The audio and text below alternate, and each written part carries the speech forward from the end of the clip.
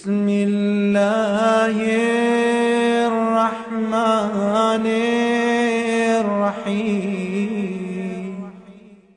السلام علیکم۔ یزید کی ابتدائی زندگی اور عین شباب کے حالات و واقعات اور اس کی خصوصی مشاغل پر اگر نظر ڈالی جائے تو معلوم ہوتا ہے کہ یہ نوخیز اور الگ قسم کا نوجوان مسلمان گھرانے میں پیدا ہونے کے باوجود اسلام کی اصل روح سے روشناس نہ ہو سکا تھا۔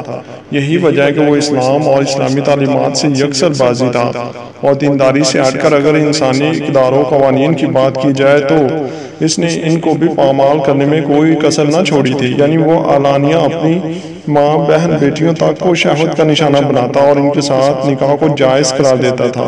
چنانچہ جان کیا جاتا ہے کہ حضرت عبداللہ بن حنظلہ رضی اللہ تعالیٰ عنہ مدینہ کے ان بزرگوں یعنی سرداروں میں سے تھے، اور آپ اس وفد کا حصہ تھے جو اہل مدینہ کی طرف سے یزید کے حالات معلوم کرنے کے لیے یزید کے پاس گیا تھا۔ آپ کے ساتھ آپ کے 8 بیٹے بھی تھے۔ وہاں سے واپسی پر یزید نے آپ کو بطور خوش آمد 1,00,000 درہم دیے، اور آپ کے بیٹوں میں سے ہر ایک کو 10,000 درہم دیے۔ اس کے علاوہ انہیں سواریاں اور خلعتیں بھی دی۔ جب حضرت عبداللہ مدینہ منورہ پہنچے تو لوگ پوچھنے لگے کہ بتائیں وہاں کی کیا خبر ہے؟ آپ نے یزید کو کیسا پایا؟ آپ نے فرمایا میں ایک ایسے شخص کے پاس سے آ رہا ہوں، اگر میرے ان بیٹوں کے علاوہ کوئی بھی میرا ساتھ نہ دے تو میں پھر بھی اسے ضرور جنگ کروں گا۔ لوگوں نے کہا کہ ہم نے تو سنا ہے کہ اس نے آپ کی خوب عزت و توقیر کی اور آپ کو کچھ مال و متاع سے بھی نوازا۔ آپ نے فرمایا ہاں یہ تو اس نے کیا، اور یہ سب کچھ میں نے اس لیے قبول کیا کہ اس کے ساتھ میں اس کے خلاف تقویت حاصل کروں گا۔ یہ سن کر لوگ بھڑک اٹھے اور آپ کے ہاتھ پر بیعت کر لی۔ واقعہ ہرا کے زمانے میں اہل مدینہ نے بنو امیہ کو مدینہ شریف سے نکال دیا اور اعلانیہ یزید کی برائی بیان کرنے لگے۔ سب نے یزید کے خلاف حضرت عبداللہ بن حنظلہ کے ہاتھ پر بیعت کر لی۔ پھر حضرت عبداللہ نے فرمایا کہ اے قوم خدا سے ڈرو، بس خدا کی قسم ہم نے اس وقت تک یزید کی بیعت نہیں توڑی، یہاں تک کہ ہمیں خوف ہوا کہ ظلم و زیادتی کے سبب کہیں ہم پر آسمان سے پتھر نہ برس پڑے۔ یعنی برائی بہت ہی عام اور بڑھ گئی، کیونکہ یزید ایک ایسا شخص تھا جو ماؤں، بیٹیوں اور بہنوں کے ساتھ نکاح جائز کرا دیتا تھا اور شراب بھی پیتا تھا۔ علامہ ابن حجر مکی رحمۃ اللہ علیہ نے تو اس روایت میں یہ بھی اضافہ کیا کہ یزید وہ ظالم شخص تھا جس نے رسول اللہ صلی اللہ علیہ وسلم کی اولاد کو شہید کیا۔ دوستو یہ ایک متفقہ روایت ہے جو تاریخ کی درجنوں کتب میں موجود ہے۔ اس کے مطابق حضرت عبداللہ بن حنظلہ رضی اللہ تعالیٰ عنہ نے یزید کے ذہنی افکار کو بڑی وضاحت سے بیان کیا۔ یعنی ہر عقل و شعور رکھنے والا آدمی بآسانی یہ سمجھ سکتا ہے کہ یزید کہ دل و دماغ میں ہر وقت کس قسم کے خیالات سوار رہتے ہوں گے، اور وہ باپردہ سید زادیوں اور امہات المومنین وغیرہ کے متعلق بھی کس قسم کا ذہن رکھتا ہوگا۔ چنانچہ ایک مرتبہ تو اس نے وہ غلیظ حرکت کر ڈالی کہ جس کا معاذ اللہ کبھی کوئی مسلمان سوچ بھی نہیں سکتا۔ یعنی اس نے سیدہ ام المومنین حضرت عائشہ صدیقہ رضی اللہ تعالیٰ عنہ کو ہی عقد کا پیغام بھیج دیا۔